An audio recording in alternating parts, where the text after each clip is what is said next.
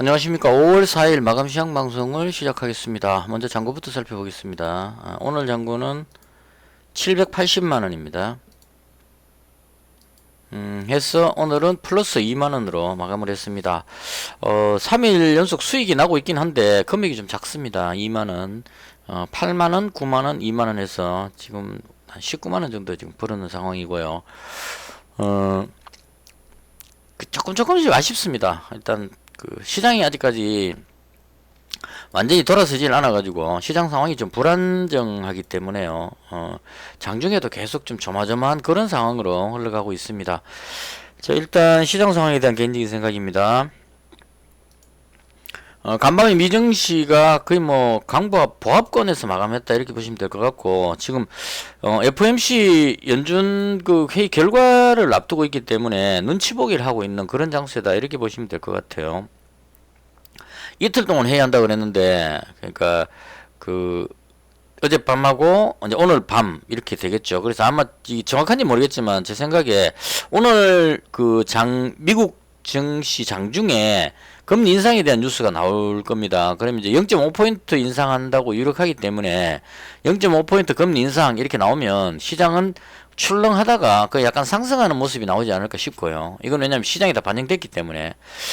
그래서 저는 개인적으로 약간 올라간다고 봅니다. 그리고 나서 이제 장 끝날 때쯤 되면 파월 연준 의장이 이제 시장에 대한 어떤 코멘트를 할 것 같은데요. 이게 이제 그게 중요합니다. 이 0.5포인트 인상하는 거는 누구나 다 예상하고 있기 때문에 그건 큰 영향이 없을 거로 보는데, 연준 의장이 앞으로 어떻게 할 거냐에 대한 전망을 이야기할 때 그 멘트를 듣고 연준에서 강한 긴축을 할 건지 아니면 조금 부드럽게 할 건지 여기에 대한 이제 그 판단을 투자자들이 하게 될 거란 얘기입니다. 그래서 그 부분이 시장에 영향을 줄 것 같고요. 그럼 이제 내일 우리 장이 열리면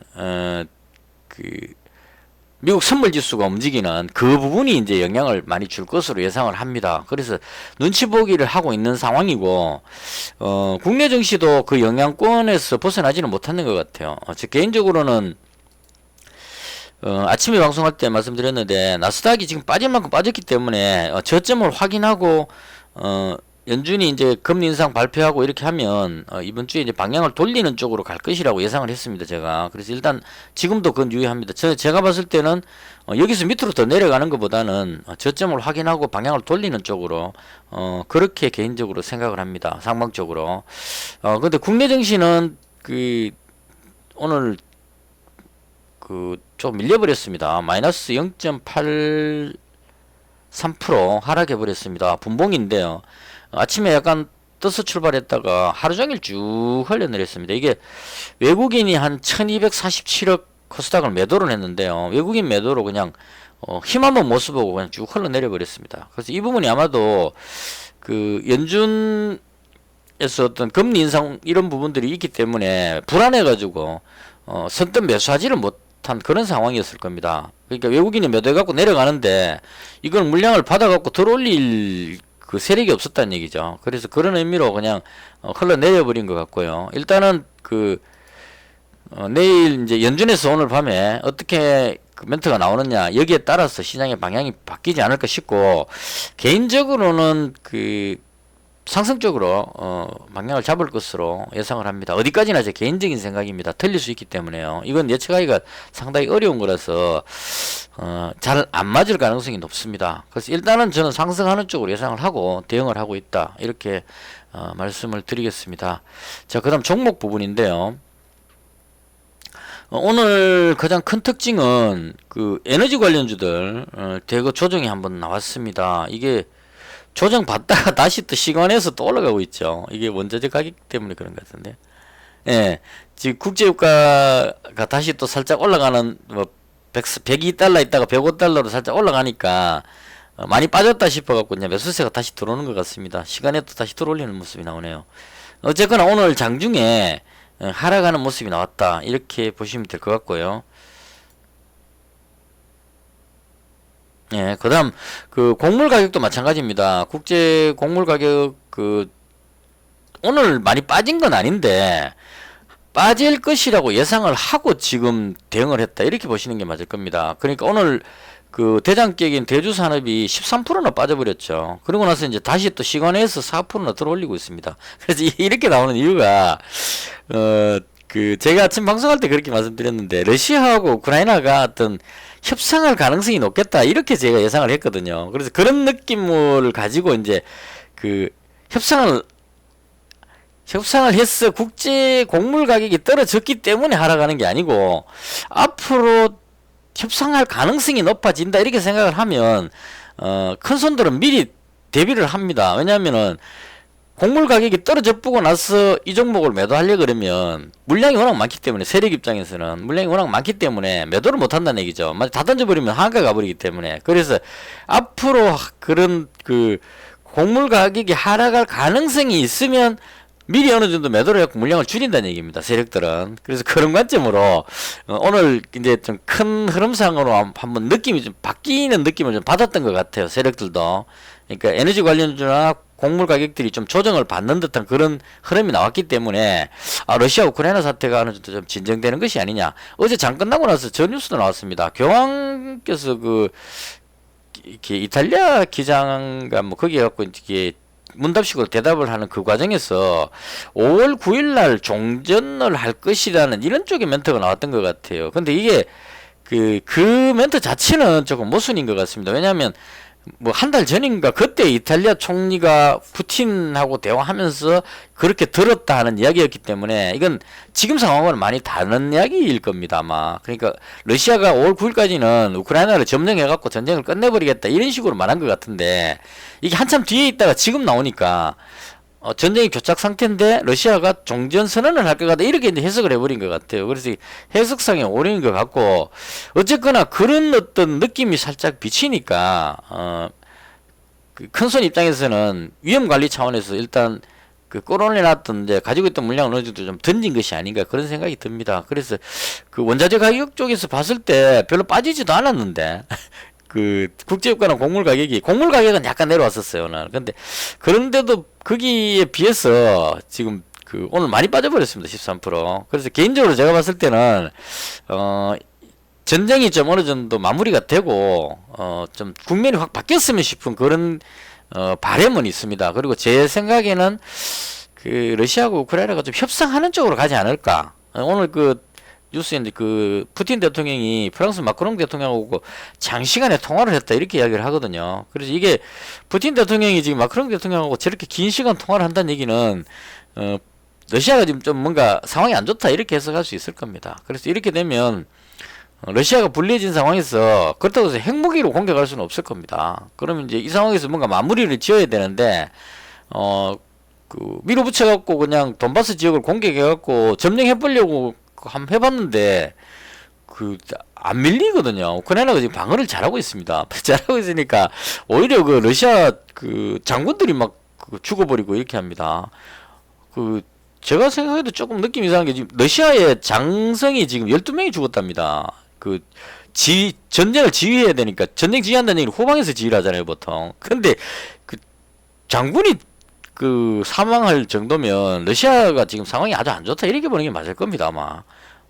그래서 그런 부분들로 봤을 때 좀 끝나가는 것이 아닌가 이런 생각이 살짝은 듭니다 개인적으로. 그래서 만약에 그 러시아하고 우크라이나가 협상 단계로 들어가게 되면 국제 곡물 가격이라든가 원자재 가격, 뭐 국제 유가가 다 하락하는 쪽으로 가지 않을까 저는 개인적으로 그렇게 봅니다. 그래서 그런 걸 대비해서 오늘 미리 한번 움직였던 것 같아요. 그래서 오늘 장중에 가장 특징적이었던 게 에너지 관련주들하고 그 다음에 곡물 가격하고 그동안 이제 많이 올랐던 부분인데요.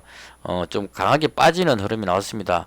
이렇게 해서 이제 흐름이 완전히 얘들이 쫙 빠져버리면 이제 시장이 정상적으로 지수가 올라가는 흐름이 나오겠죠. 근데 아직까지 그렇게 된다는 장담은 할 수 없습니다. 이 러시아 우크라이나 상황이 어느 쪽으로 흘러갈지는 그냥 예측만 할 뿐이지 장담할 수는 없는 그런 상황이다. 이렇게 정리하면 될 것 같습니다. 그래서 이쪽 종목들이 좀 대거 움직였고요.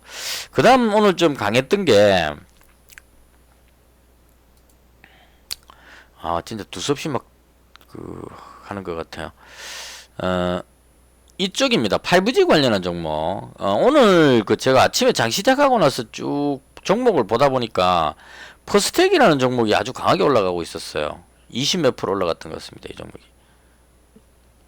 강하게 올라가고 있었습니다. 그래서 이제 이 퍼스텍이 왜 올라갔나 싶어갖고, 이게 로봇 관련주 쪽으로도 조금 분류가 되고, 그 다음 원래 전쟁 관련주입니다. 이 퍼스텍이. 그랬는데 오늘 강하게 올라가려 게시판 들어가 보니까 게시판에 뭐 지뢰 제거 이런 이야기들이 막 나오는 것 같았어요. 그래서 대충 읽어보니까 느낌이 우크라이나에 지금 러시아가 매설해놓은 지뢰가 아주 많답니다. 농토 지역 이런데. 그래서 이 지뢰를 제거해야 된다. 이런 뉴스가 있었던 것 같아요. 그러니까 이제 지뢰 제거하는데 관련주 이런 의미로 이게 올라갔던 것 같습니다. 그래서 퍼스텍이 막 강하게 올라가고 있었고, 대충 뭐 퍼스텍, 디알텍, 유진로봇, 웰크론 이런 종목들이었던 것 같습니다. 비슷하게 움직였죠, 전부 다. 갭으로 떴다가 밀리고 있죠.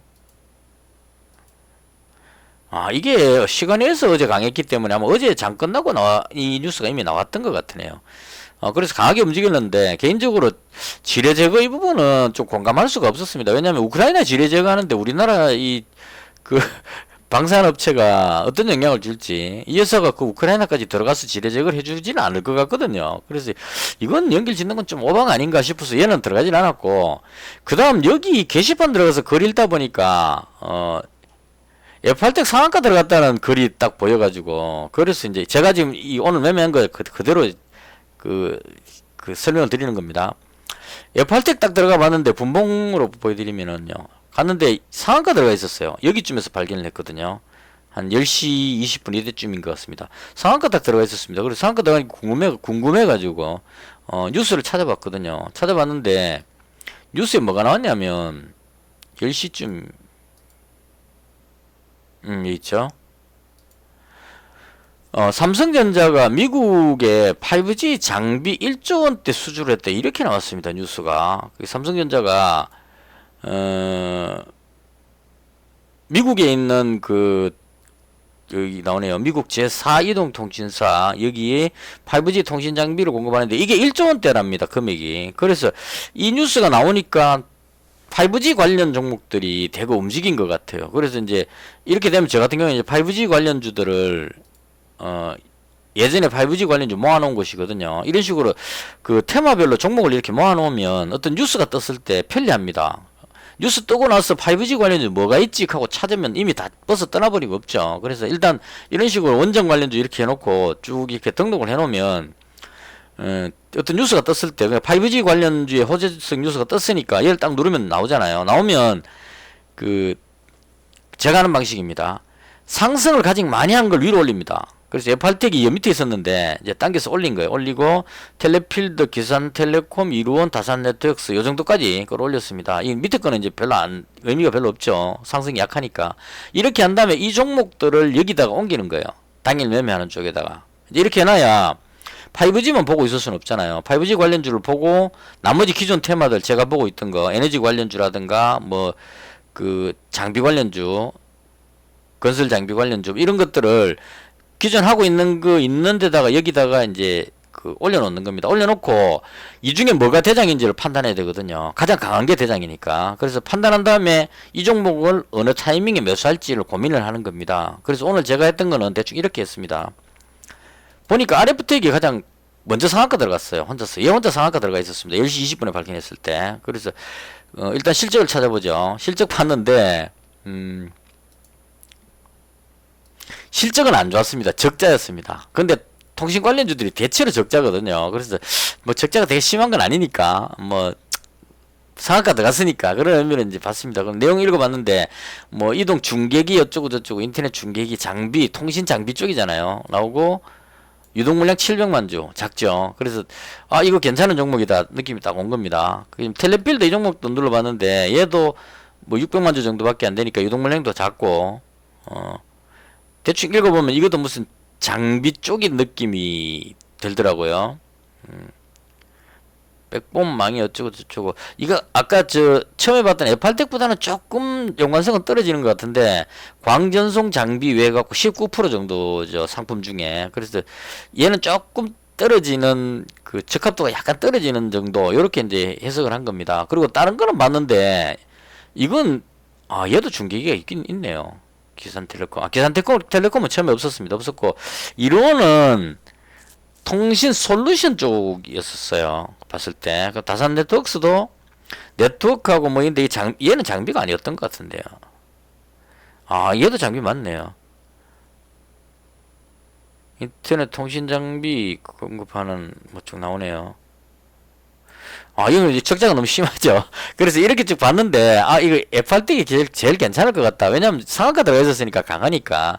그래서 이제 고민한 걸 뭘 고민했냐면, 상한가 들어갔는데, 얘가 상한가 들어가 있으니까 못 잡으면, 그럼 2등주인 텔레필드를 잡을 것이냐. 10시 20분이니까 대충 여기쯤이죠. 요 종목을 들어갈 것이냐, 아니면 FRT가 상한가 풀릴 때 잡을 것이냐 고민하다가, 아무래도 얘가 대장인 것 같아서 상한가 풀리면 잡자 그러고 일단 줄을 딱 껐습니다. 여기 줄 건 이유는 아침에 처음 출발할 때 보시면 올라가다 여기서 한번 쉬었거든요.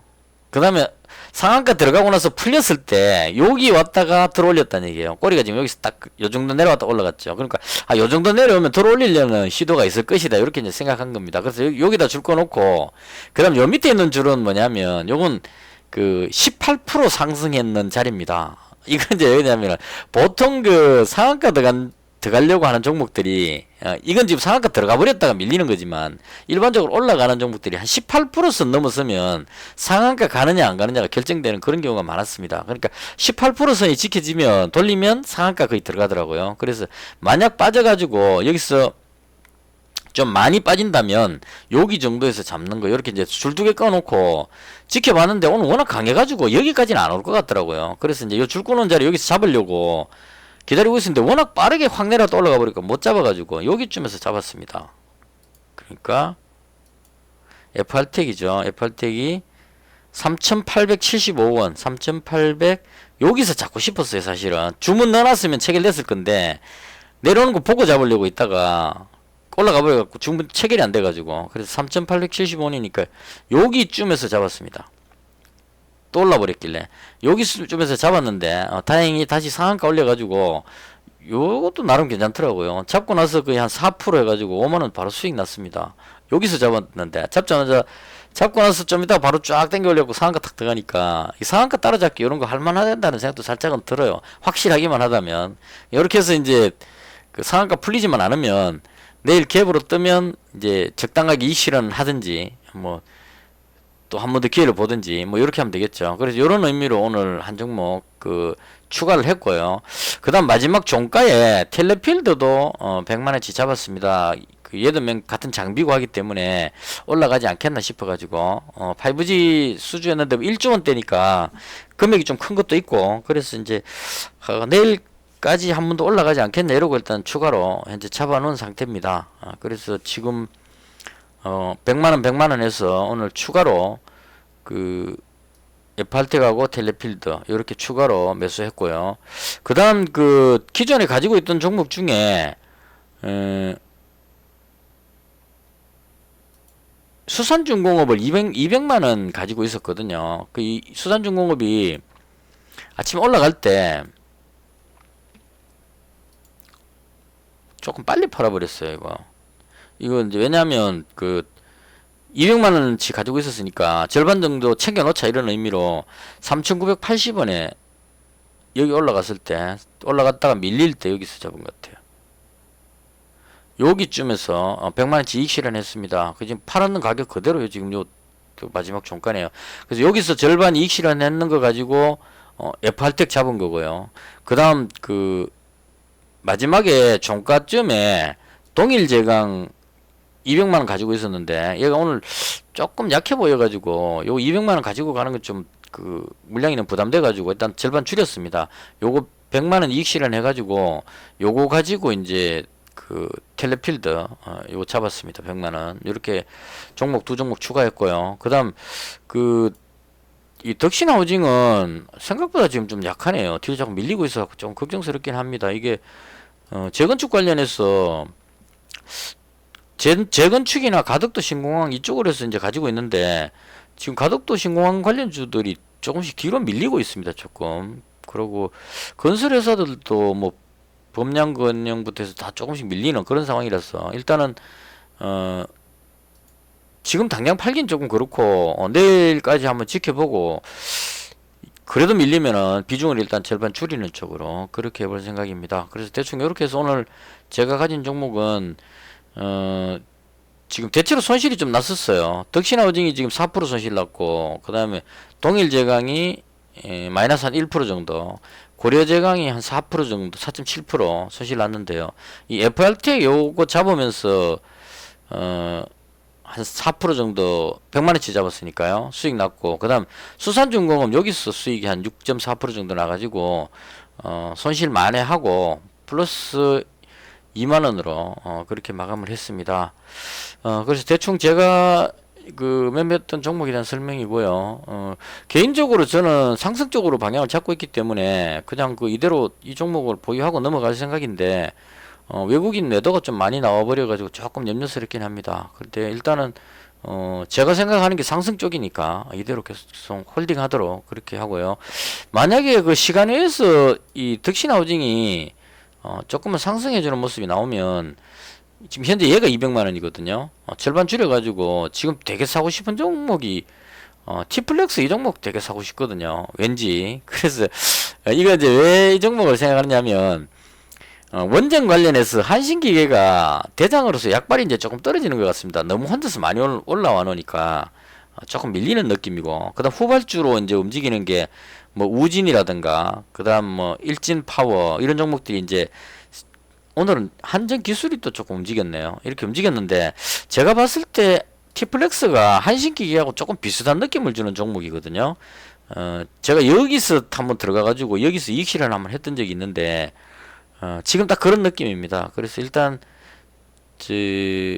덕신하우징 요거 100만원 비중 줄여 가지고 티플렉스 어차피 지금 시간에서 내려오고 있으니까 덕신하우징 하고 비슷하죠. 그러니까 요거 100만원 줄여가지고 티플렉스 쪽으로 100만원 옮기는 쪽으로 요렇게 할 생각입니다. 그러면 이제 하나 둘셋넷 다섯 여섯 일곱 100만원씩 7종목 이렇게 되겠죠. 잔고가 700만원이니까요. 780만원인데 이 뒤에 수익 나갖고 조금 더 벌려 있는 것들이 있네요. 여기 겉다리가 붙어 있네요.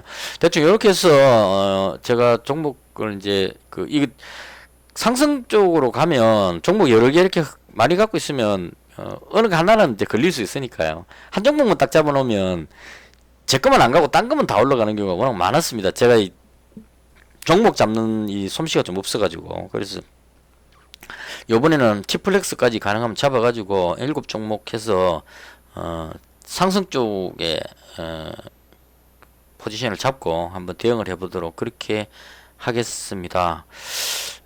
그리고 뭐 대충 그렇게 보면 되죠.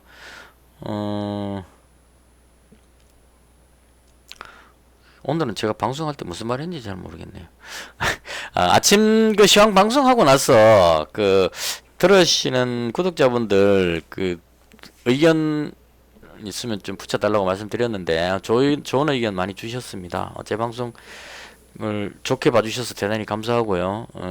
가끔씩은 영상 댓글 같은 거 붙이는 거는 좀 사실 그렇잖아요. 저도 댓글 있어도 또 댓글에다가 어떤 글 말주변이 없어서 댓글에 답변 붙이고 이렇게 잘 못합니다. 그래서 댓글은 굳이 안 붙이셔도 되고, 근데 너무 조용하니까 이제 방송을 듣고 있는지 안 듣고 있는지 이런 느낌이죠. 제가 방송을 잘하고 있는지 못하고 있는지 이런 데 대한 판단이 잘 안 설 때가 있습니다. 그래서 가끔 가다 좋아요도 한 번씩 눌러주시고 의견 있으시면은 한마디씩 해주시고 뭐 이렇게 해주시면 제가 방송하는데 좀 기준을 잡을 수 있는 그런 게 되지 않을까 싶습니다.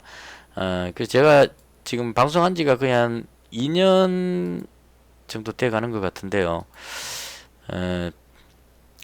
뭐 다른 그건 없습니다. 저는 뭐 이 방송해가지고 뭐 다르게 뭐 회원 모집 이런 거 하고는 거리가 먼 사람이고, 그리고 처음부터 제가 했던 게 옛날에 한 십몇 년 전에 제가 크게 이제 손실도 보고 막 이렇게 해본 경험이 있기 때문에 제가 하고 있는 걸 그대로 보여드린다는 그런 의미도 있고요. 그렇게 하면 이제 제가 저한테 솔직해지기 때문에 매매할 때 이게 좀 그런 게 있습니다. 그러니까 여러분도 상황 되면 영상 같은 거 만들어서 이렇게 공개 한번 해보십시오. 자기가 직접 하는 뭐 매매 일지를 공개를 하든지 이렇게 해보시면은 꾸준하게 한두 번이 아니고 제가 지금 2년 동안 하면서 거의 매일 이걸 그대로 다 하죠.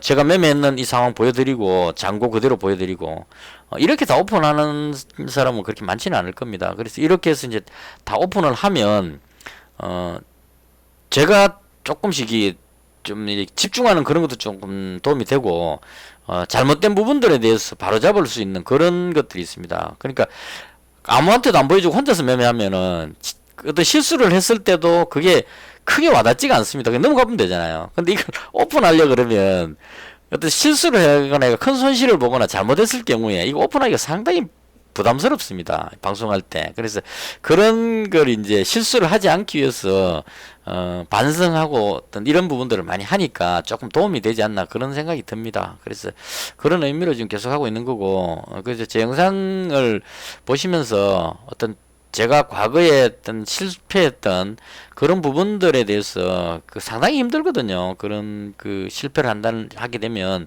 고통스럽습니다. 상당히. 그래서 그런 부분들을 조금은 위험을 줄여드릴 수 있는 그런 방송이 됐으면 하는 마음으로 하고 있는 겁니다. 그 외에 다른 거 특별히 뭐 바라고 이런 거 없습니다. 제가. 그러니까 누군가 내 방송을 듣고 있다는 봐주시고 있다는 그 자체가 저한테 힘이 되는 거니까요. 그덕 제 영상을 시청해 주셔서 대단히 감사하다는 말씀을 드리고요. 오늘 횡설수설 저희 실없이 방송을 하는 것 같습니다. 이렇게 해서 방송을 모두 마치도록 하겠습니다. 시청해 주셔서 대단히 감사합니다. 마치겠습니다.